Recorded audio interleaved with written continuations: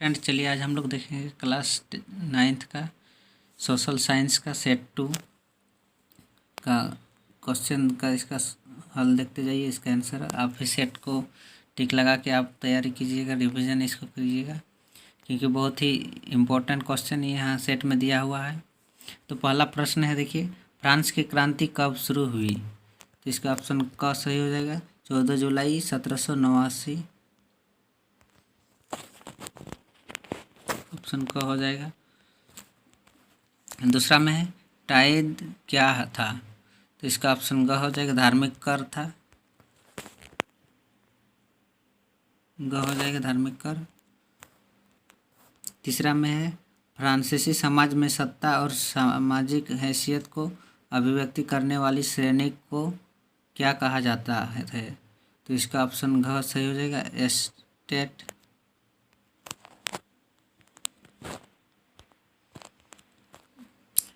चौथा क्वेश्चन है मार्सेले क्या है? तो इसका ऑप्शन ग सही हो जाएगा फ्रांस का राष्ट्रगान।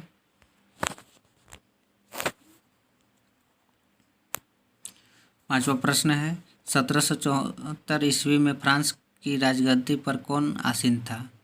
तो इसका ऑप्शन ख हो जाएगा लुई 16वां। छठा नंबर का क्वेश्चन है रूस के संपन्न किसान को क्या कहा जाता है? इसका ऑप्शन घ हो जाएगा कुलक कहा जाता है। सातवां प्रश्न है मार्फा वासिलेवा कौन थी? तो इसका ऑप्शन ख सही हो जाएगा एक बहादुर महिला कारीगर थी। 8 नंबर का क्वेश्चन है सेंट पीटर्सबर्ग का नया नाम क्या पड़ा? तो इसका ऑप्शन घ सही हो जाएगा पेट्रोग्राद। 9 नंबर का क्वेश्चन है 1917 में राजशाही के पतन की घटना को क्या कहते हैं? तो इसका ऑप्शन ख हो जाएगा मार्च क्रांति कहते हैं। 10वां क्वेश्चन है समाजवादी विचारधारा के प्रवर्तक कौन थे? तो इसका सही उत्तर हो जाएगा ऑप्शन क रॉबर्ट ओवेन। 11 नंबर का क्वेश्चन है भारत के कुल भूभाग का क्षेत्रफल कितना है? तो इसका ऑप्शन ख हो जाएगा 32.8 लाख वर्ग किलोमीटर। 12 नंबर का क्वेश्चन है भारत का सबसे पूर्वी देशांतर कौन सा है? तो इसका ऑप्शन घ हो जाएगा 82.30 पूर्व। 13 नंबर का क्वेश्चन है नेपाल देश की सीमा किस राज्य से नहीं लगती है? तो इसका ऑप्शन घ हो जाएगा झारखंड।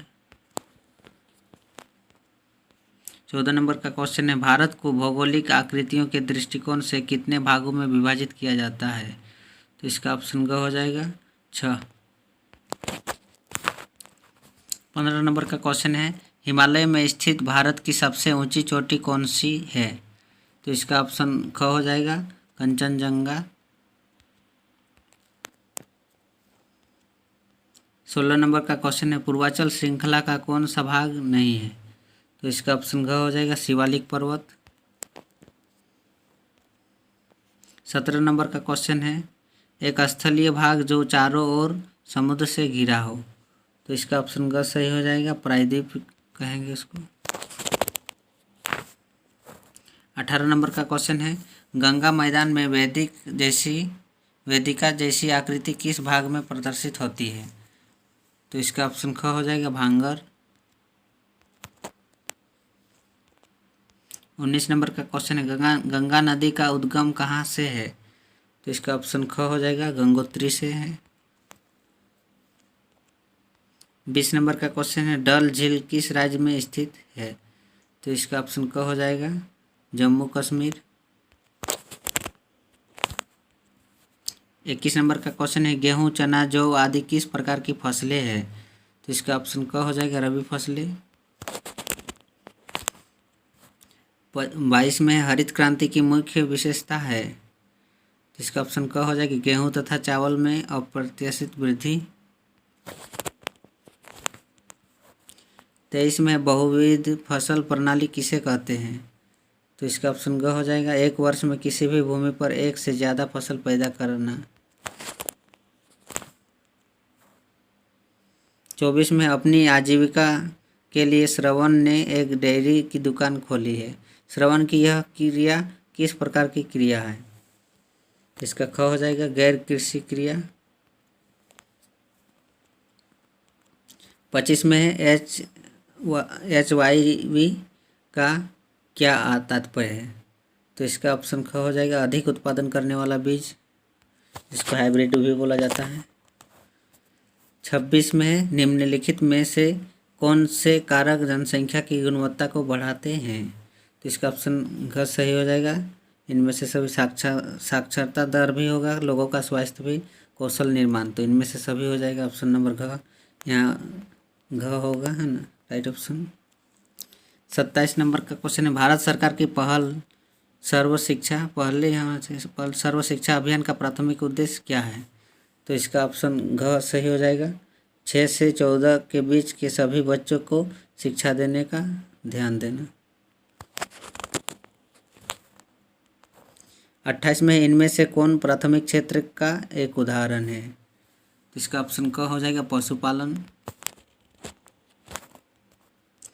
29 में किसी एक खेत में 5 लोग काम कर रहे हैं, यदि उनमें से 2 लोगों को हटा दिया जाए तो उत्पादन पर कोई प्रभाव नहीं पड़ेगा। यह किस प्रकार की बेरोजगारी को इंगित करता है?